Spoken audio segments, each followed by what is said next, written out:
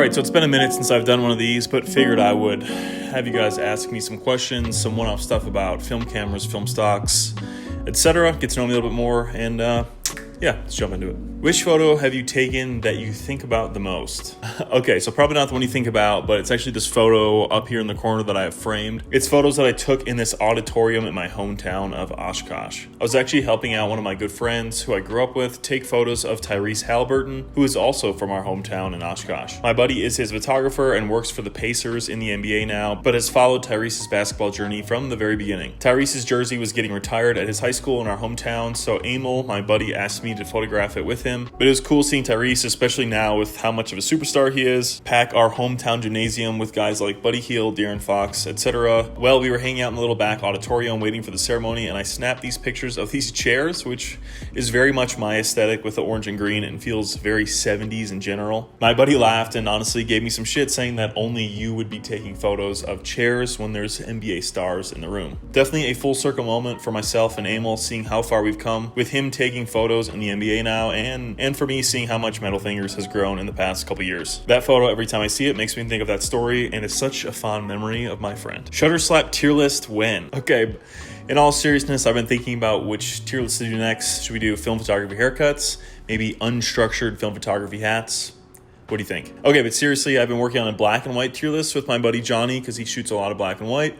As well as potentially doing a focal length tier list, going over lens lengths and my personal opinion of the hierarchy of them. So if that would interest you, let me know down in the comments. Is there a film camera you haven't yet to shoot with that you really would like to try? Definitely, of course. So off the top of my head, I can think of the X-Pan, the Nikonos underwater camera. I would also love to try the new Widelux camera coming out, and I haven't shot with the Pentax 17 yet. Otherwise, adding some type of 35mm Leica rangefinder, I think would be a worthwhile investment for my current camera setup, as I don't have a rangefinder for 35 at all, and for how much I love my premium Mamiya 7, and honestly think it's worth it. I can kind of see me having that same opinion about one of these legendary Leicas. Otherwise, what else? I would really like to start shooting large format this year, and have been thinking about filming my whole journey into that, as I think that that has a fairly large barrier to entry and think would be interesting for the channel. But otherwise, at this point, to be honest, if it's not a new or premium or super unique camera, I feel like I've probably shot it or shot a close relative to it. So yeah, that's kind of my thought process with shooting new cameras. What's your favorite non-photo related stuff to watch on YouTube?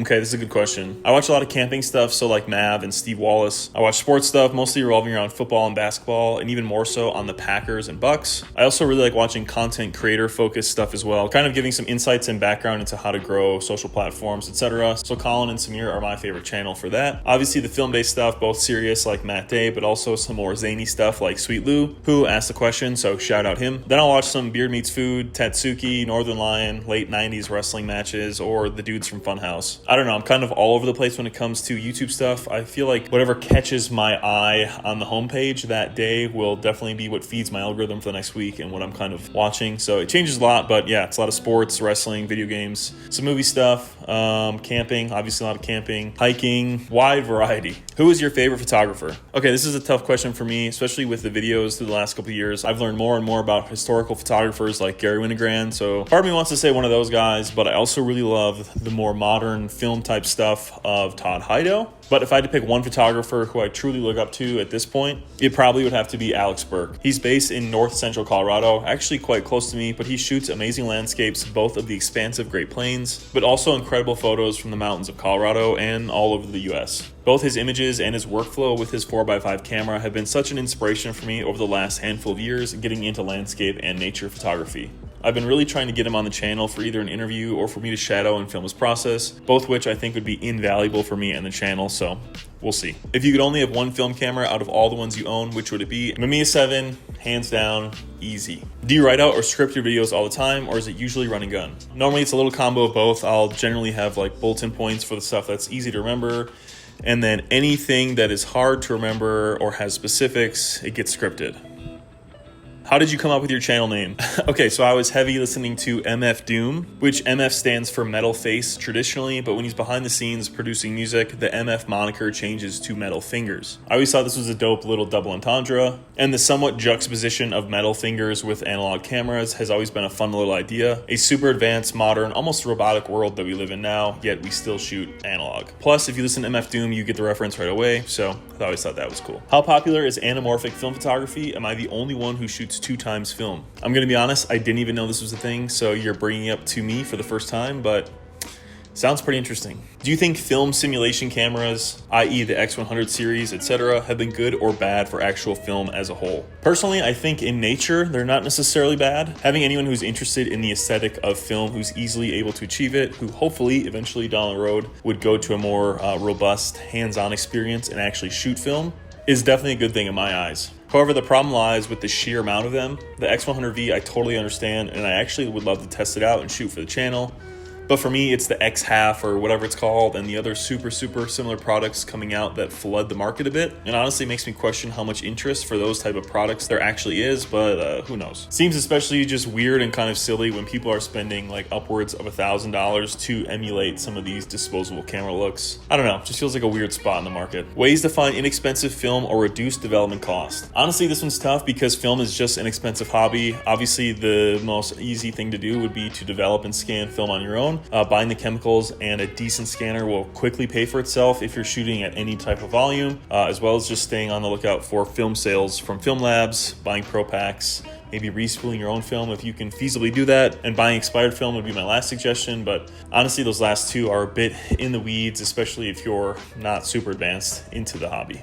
What's the most unique camera you own? I don't own anything super unique other than my Lego camera, and yes, it does work. This was a Lego creator project that sadly got rejected for scaled manufacturing, but it's still a super cool, definitely unique camera. I also have this Frankenstack's back prototype, which isn't super unique, but it's cool nonetheless. It lets you shoot instant film out of an RB, and this was one of the earlier models to my knowledge. And then there's also these, an SX70, which works, but to be honest, I rarely use. And then this Cola film camera that I got at a thrift store, which is pretty cool, but mostly a decoration. How tall are you? I'm 6'1". Interestingly enough, I actually had a subscriber come up to me when I was on a date when I first moved to Denver, but he also made a remark how he said I was taller than he thought, which I don't know, I thought was interesting. Do I seem short in the videos? What film stock do you want to come back the most? Okay, definitely Pro 400H. I honestly think Fuji Pro 400H is one of my favorite film stocks, if not my favorite of all time. I like it more than Portra 400, and I love the whole Portra lineup. Yeah, if there's any one single film product,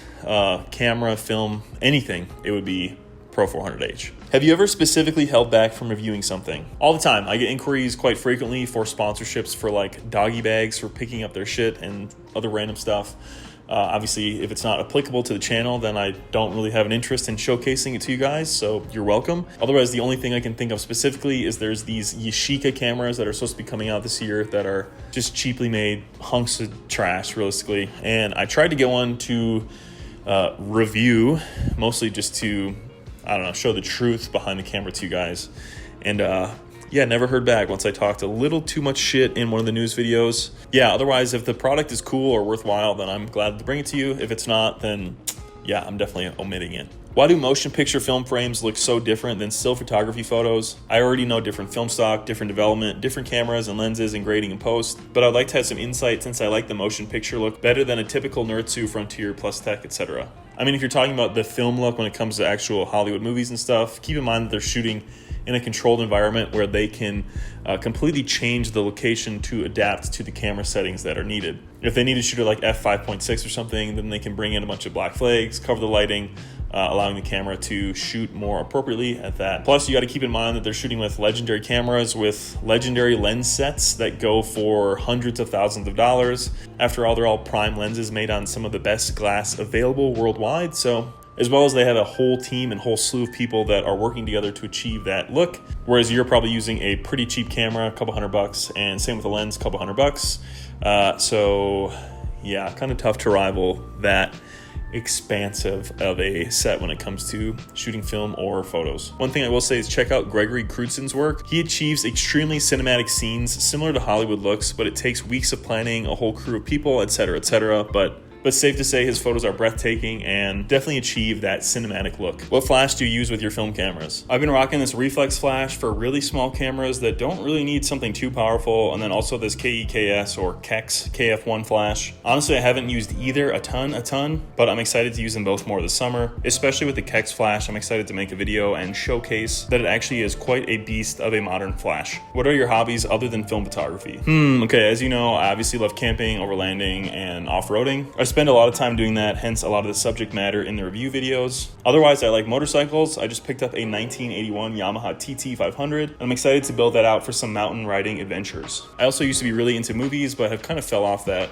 especially with ramping up videos for Metal Fingers more. I also play some video games with my buddies from high school. I will definitely kick your ass in Smite or Rematch, and we've also been playing through Baldur's Gate 3 again, which is such a great game. I also played sports and skated in high school, so normally I'm doing one of those, either in a futsal league or skating around town, but I broke my leg skiing a couple months ago, so I've been trying to take it a lot slower and just enjoy being able to use my leg and hike and do some of that more simple stuff again. I obviously also love tattoos, so I've been slowly chipping away at getting some more now that I know a handful of good artists in the Colorado area. And yeah, I think that'll pretty much wrap it up for this Q&A, guys. Thank you so much for answering your questions. Hopefully you got a little more insight on my workflow, me as a person, and a little behind the scenes on Metal Fingers as a YouTube channel. Definitely leave some questions down below for the next Q&A that I do. Hopefully not as long as like a year it's been basically since the last one. Otherwise, yeah, that'll wrap it up. Thank you guys so much for watching. Till the next one, stay safe, stay shooting. Adios.